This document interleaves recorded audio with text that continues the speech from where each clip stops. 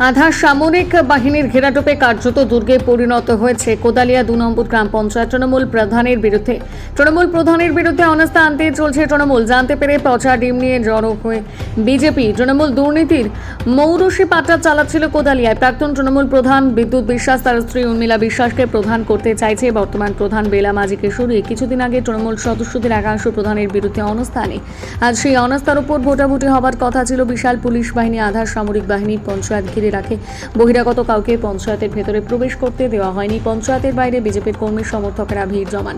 পচা ডিম নিয়ে অপেক্ষা করতে থাকেন তারা। তৃণমূল সদস্যরা এলেই তাদের উপর ডিম বর্ষণ হবে, কিন্তু তৃণমূল সদস্যদের দেখা মেলেনি। বিজেপি নেতৃত্বে চুচুড়া মণ্ডল 4-এর সভাপতি রাজা দাস এই বিষয়ে কি বলেছেন শোনাবো।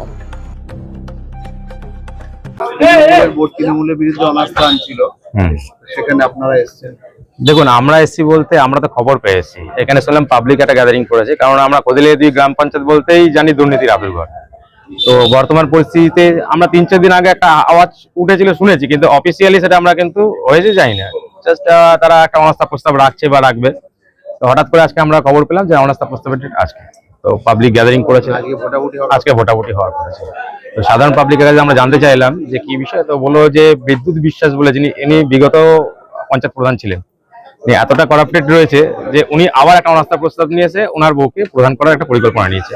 পাবলিক সেটা মেনে নিতে পারছে না বা পারেনি, এই পরিস্থিতি রয়েছে। এখন কি চাইছেন? দেখুন, আমরা তো চাইছি যে দুর্নীতি যাতে আঁকড়া আরো বড় না হোক, এবং আমাদের থেকে সব থেকে বড় বিষয় পাবলিক এত পরিমাণে গ্যাদারিং হয়ে গেছে যে পাবলিক নিজেই চাইছে যে এই ভোট যাতে আরো দুর্নীতির আঁকড়াতে যুক্ত না হোক। এখন যিনি প্রধান আছেন বেলা মাঝি, আপনারা কি চাইছেন উনি থাক না উনিও পরিবর্তন? দেখুন, সেটা একটা তো সিস্টেমের একটা বিষয় রয়েছে। সেই সিস্টেম যদি ব্রেক করে নিশ্চয়ই উনিও থাকবে না, প্রশাসকের ব্যাপার থাকতে পারে। তো সিস্টেমের বাইরে যেটুকুন কাজ হবে সেটা তো আমরা মেনেও নিতে পারবো না। বিডিও সাহেবের সঙ্গে আমরা যতটুকু কথা বললাম কিছুক্ষণ আগে, তো বললো যে এইভাবে তো অনাস্থা প্রস্তাব হয় না। কিন্তু আমরা এটাও বুঝতে পারছি না যে অনাস্থা প্রস্তাব যদি এইভাবে না হয়ে থাকে তাহলে আজকে এইভাবে বিনা নোটিশে কাজ হয় না। তো এটা কেন হলো, আমরাও দ্বন্দ্বে রয়েছি। এত পুলিশ আসছে, তো এটা আমরাও উপর মহলের সঙ্গে কথা বলবো। পঞ্চায়েতে তো কাজ বন্ধ হয়ে রয়েছে, সাধারণ মানুষেরও তো অসুবিধা হচ্ছে। দেখুন, পঞ্চায়েতে বর্তমান যারা পঞ্চায়েত সদস্য রয়েছে তারা পঞ্চায়েতে কোনোদিনই মুভমেন্ট করছে না, এবং তাদের নিজস্ব যে সাংসদগুলো রয়েছে সেই সাংসদে কোনো কাজের মুভমেন্ট করছে না। তো সেক্ষেত্রে পঞ্চায়েতটা একদম বন্ধ হয়েই রয়েছে, মানুষ পরিষেবা পাচ্ছে না। আমরা এই বিষয়ে বিডিও সাহেবের সাথে কথা বলছি, যত তাড়াতাড়ি সম্ভব। আমাদের পঞ্চায়েত মন্ত্রী এটা বলেছেন, যদি কোনো পঞ্চায়েত প্রধান বা উপপ্রধান যদি 15 দিন বা 20 দিনের উপর অফ থাকে তাহলে সেক্ষেত্রে আমরা প্রশাসক বসানোর চিন্তা ভাবনা রাখতে পারি। তো সেটা হচ্ছে গভর্নমেন্টের অ্যাজ পার রুলস অনুযায়ী হবে। যদি সে কাজ না করে তাহলে সেখানে প্রশাসক বসাতে হবে। পরিষেবাটা পাক, যে কোনো পরিস্থিতিতে পরিষেবাটা পাক।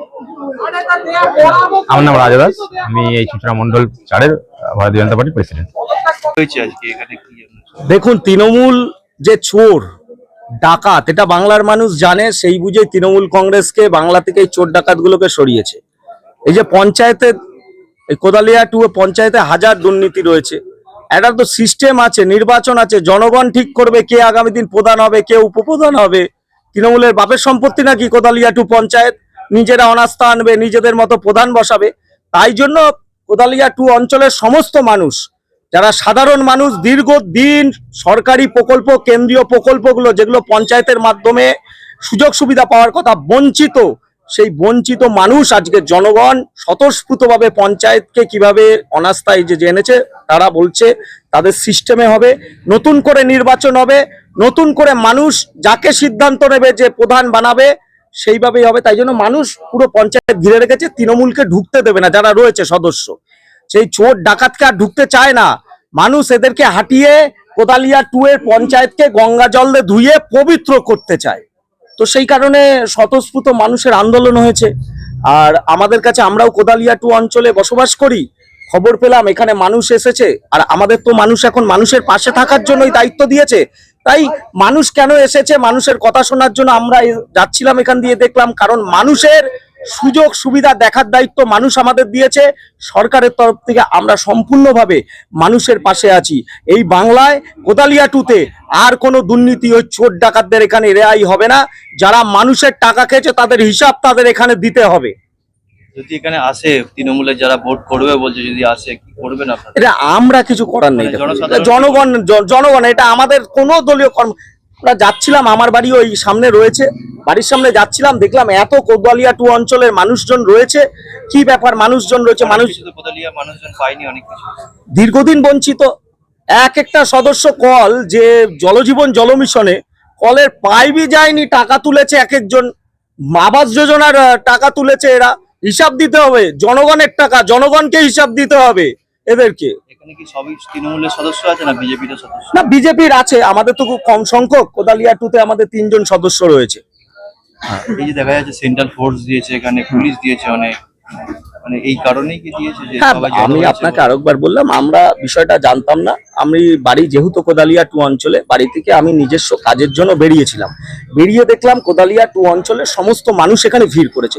এবার দেখুন, কোদালিয়া এখন যেহেতু সরকারে আমরা রয়েছি, মানুষের ভিড়, মানুষের সুযোগ, মানুষের অসুবিধা, এটা শোনার জন্যই তো মানুষ আমাদের দিয়েছে। মানুষকে জিজ্ঞেস করলাম, মানুষ এই বিষয়টা বললো, মানুষ ঘিরে রেখেছে, মানুষ ওদের মুখ দেখতে চায় না, মানুষ ওদের মুখ দেখতে চায় না।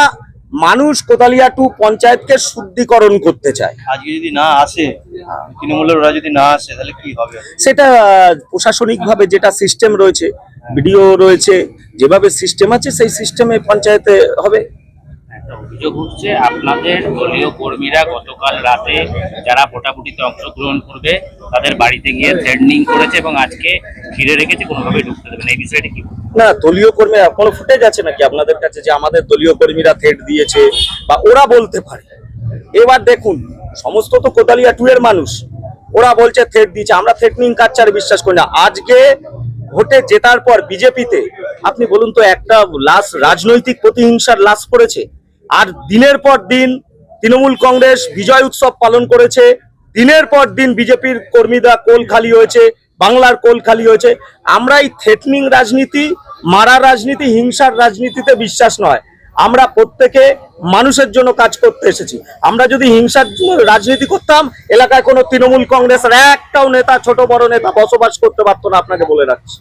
আপনি কি বলবেন, তৃণমূলের পঞ্চায়েত প্রধান তৃণমূলেরই সদস্যরা তার বিরুদ্ধে অনাস্থা এনেছে, এই বিষয়টিকে কিভাবে দেখছেন? না, তৃণমূলের মধ্যে বিভাজন এসে গেছে, যে তাদের মধ্যে একটা, আবার এটা গটাপ গেমও হতে পারে। এবার এদের গটাপ গেম হতে পারে। তৃণমূল হচ্ছে এখন নাটক, এটা তো এতদিন নাটক করে এসছে। তৃণমূলের কে অনাস্থা এনেছে, তৃণমূলের কে প্রধান হবে, তাদের ভেতরের ব্যাপার, তার মধ্যে আমরা যাচ্ছি না। আমাদের একটাই কথা হচ্ছে, সিস্টেমে হবে, সমস্ত মানুষ, জনগণ, জনার্দন যে সিদ্ধান্ত নেবে সেটাই হবে। এখন লুকিয়ে চুরিয়ে এইভাবে তাদের পঞ্চায়েতে মানুষ দেখতে চাইছে না। তাই মানুষ আন্দোলন করেছে, মানুষের এই স্বতঃস্ফূর্ত আন্দোলনকে সবাই সমর্থন করছে। তো সেই কারণে দাঁড়িয়ে তাদের অভ্যন্তরীণ ব্যাপার, আমার তো মনে হয় এটা পুরো গটাপ তাদের। অনেকে বলছে এখানে ডিম ভাজা, ডিম ভাত খেতে এসেছি আমরা। এটা কারা বলছে? এখানে যারা এসছে তারা বলছে। এখন ডিম ভাত তো মমতা বন্দ্যোপাধ্যায় দেখিয়েছিল, ডিম ভাত খাইয়ে 21শে জুলাই ভিড় করেছে। ডিম ভাত খাইয়ে খাইয়ে বাংলার মানুষকে মুরগি বানিয়ে এসেছে। তো যেই ডিম ভাত খাইয়ে মানুষকে মুরগি খাইয়েছে, সে ডিমটা রিটার্ন খাচ্ছে, আর কি আর। আপনারা চাইছেন আজকে ভোটাভুটিটা হোক? না, এখন কিসের ভোটাভুটি হবে? এখন কোনো ভোটাভুটি নেই। 23-এর নির্বাচন হবে, কি নির্বাচন কবে হবে? নির্বাচন হবে, নির্বাচনের মাধ্যমে মানুষ যাকে সিদ্ধান্ত নেবে সেটা হবে। তারপর না হলে প্রশাসন যেভাবে বিডিও যে সিদ্ধান্ত নেবে, যেভাবে চলবে। অনাস্থা আনার পর আজকে বিডিওর নির্দেশে এখানে ভোটাভুটি হওয়ার কথা ছিল। না, সেটা সিস্টেম, বিডিওর নির্দেশ হলে সেটা সিস্টেম দেখতে হবে কিভাবে হয়। এটা অনাস্থা তারা কিভাবে আনবে, আর এখন কিভাবে তারা এখানে প্রধান বানাবে, এটা কোনোদিন হয় নাকি? তারা এরা মূর্খির মোয়া নাকি? বাংলায় তারাই অনাস্থা আনবে, আবার তাদের মধ্যে থেকেই প্রধান বানাবে? কিছুই নয়। একজন এদের মানুষের মধ্যে আইওয়াস, একটা প্রধান কে ছিল? তৃণমূলের প্রধান ছিল, একটাকে সরিয়ে আর একটাকে বসাচ্ছে। মানে এটা ওই চোরকে সরিয়ে ডাকাতকে বসানোর মতো কাজ। আমি শুনছি তো ওই যে আগে প্রধান ছিল তার বউকেই নাকি তারা করার ধান্দা করছে। মানে সে আগে ডাকাতি করেছে, আবার তাকে কিছু করে কমে খাওয়ার একটা রাস্তা করার জায়গা করে দিচ্ছে। কিন্তু এটা হবে না। ভোটাভুটি হলে আপনাদের 3 জন সদস্য আছে, আপনারা ভোটে অংশগ্রহণ কোনো ভোটাভুটি হবে না তো? কেন হবে ভোটাভুটি? মানুষ চাইছে না তো, দেখছেন দাদা, এত মানুষ এসছে, মানুষ চাইছে না, সেভাবে কি হবে? মানুষের ঊর্ধ্বে কেউ, জনগণের ঊর্ধ্বে কেউ নয় দাদা। জনগণ, জনার্দন। যেখানে এত কোদালিয়া 2 এর এত শয়ে শয়ে মানুষ এসে এখানে ভোটাভুটি চাইছে না, সে জনগণ যেটা চাইবে সেটা হবে। নামটা বলে দাও। সোমনাথ দাস, এইটা বলে দাও। হুগলি জেলা বিজেপির সেক্রেটারি।